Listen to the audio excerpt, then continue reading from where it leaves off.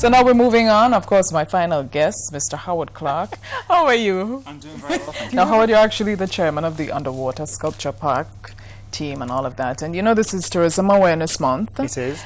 And I know there's been lots going on. I mean, with a new design of a, well, not a new design, but a second Christ of the Deep. That's right. Which That's was right.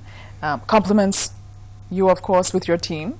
Yes, I mean we facilitated the construction of it, and we're quite excited that we found a local artist that took on the challenge. Yeah. And so we've had him do several things, starting with some fairly small things, and just slowly scaling up. And then Christ of the Deep was a really ambitious plan. I know. And but Troy Lewis, the guy that made it for us, he really pulled it off. He Oh, really he did a fantastic job. He did, man. I didn't even think he had it in him. I'm like, I couldn't believe. There we go.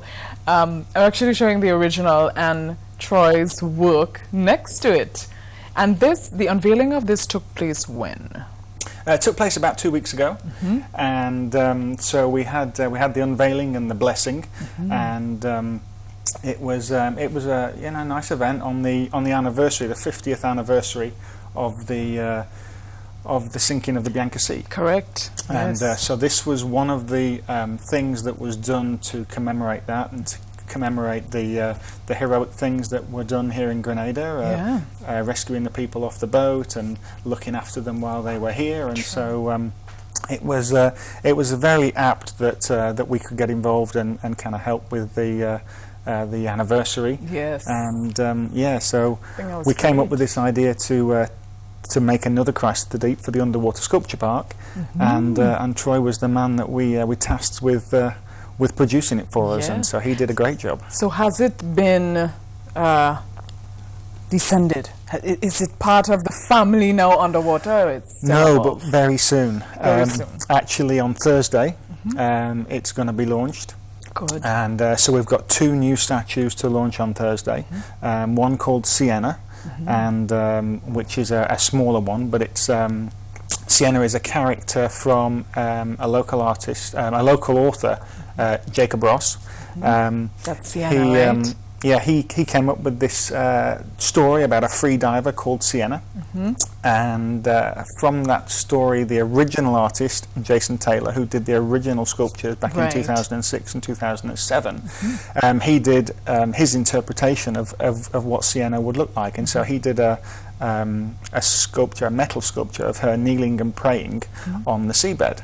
And so unfortunately the sea conditions were not very kind to it, so that sculpture last year we had to remove it just because the sea had finally managed to break it, but now we've made a more robust version of the same thing. And so Troy made this, did a superb job again. Yes, he did. So these are going to be, this and the Christ of the Deep are both going to be launched on Thursday. Right.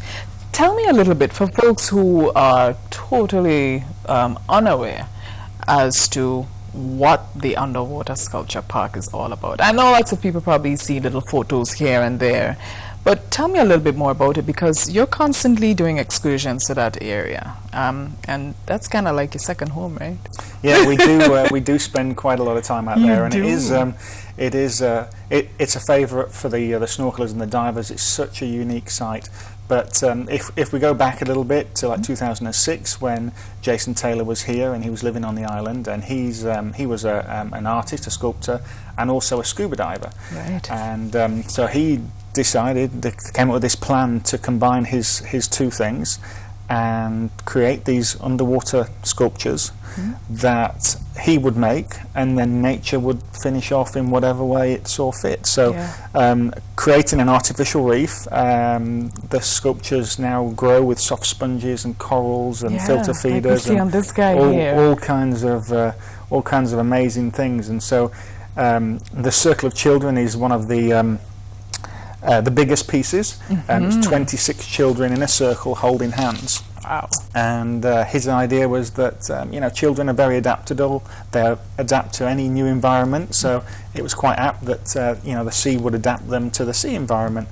But they're originally done in the 2006-2007, but unfortunately the sea conditions, some of the storm surges, and just general corrosion has taken its toll on them.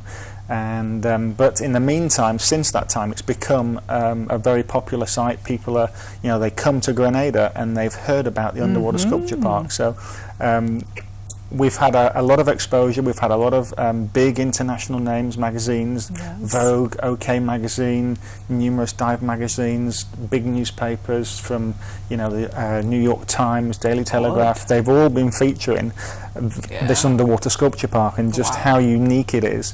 And so Grenada has the title of being the world's first underwater sculpture park. Yay! And so it's a really big thing for Grenada. Yes. And whereas initially when the park was launched, it was something that people would find out about when they got here. Right. But as time has gone on, it's had so much media attention that now it's become a little bit different. It's become a reason that people actually come to Grenada. Yeah. So it's a big step forward for attraction here to be something that you see when you're here, to being something that you come here to see. Yeah. And so because it's so unique and it was the world's first, we set up a group a few years ago to try and maintain and just look after the park.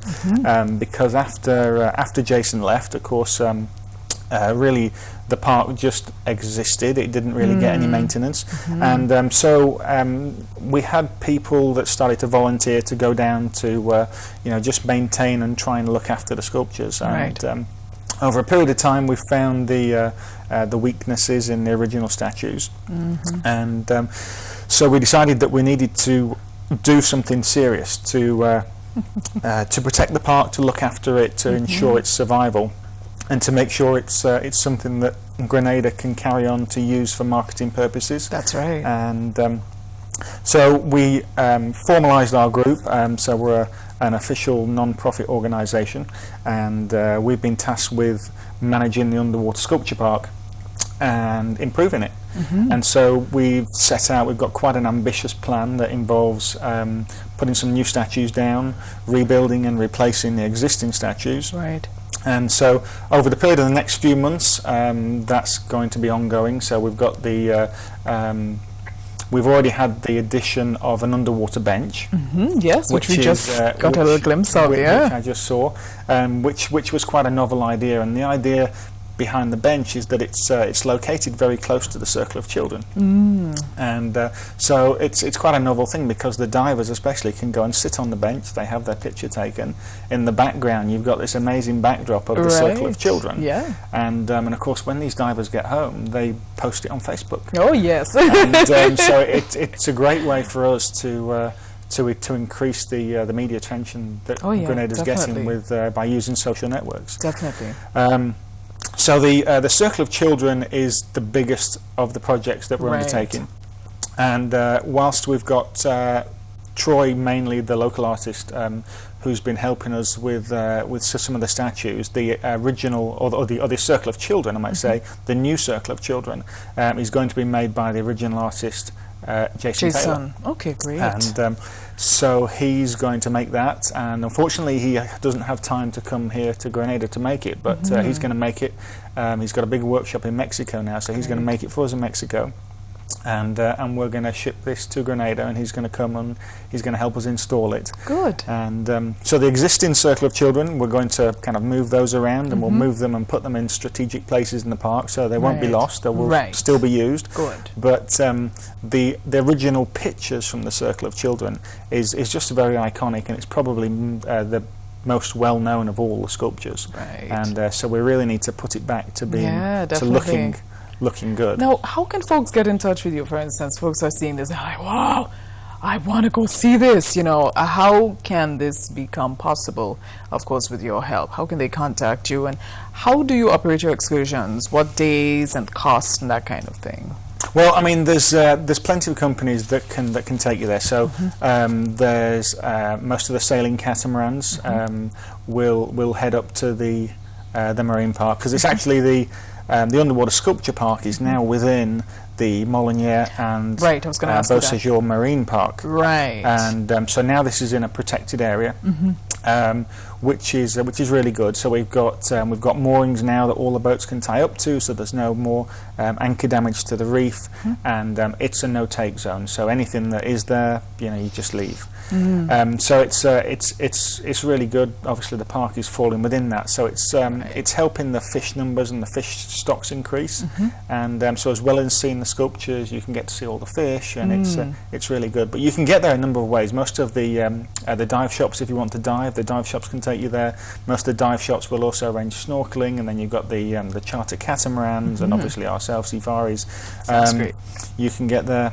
Just go on the Border Tourism website, and you do tours and excursions. And that's fantastic. Well, how would you know we're out of time? But I want to thank you so much for stopping by, and thanks for giving me all the information. And no folks, problem. Don't forget to just check it out online if you want to, probably lots of people. You heard Howard. He's such a nice guy. He didn't just promote Safari. He said, listen, there are all sorts of other companies that can actually take you to this location. So, Howard, it was a pleasure having you here. No Keep problem. me posted on the We'll Circle of certainly will. Children. Tell Troy hello for me. I think he's doing a wonderful job. I will.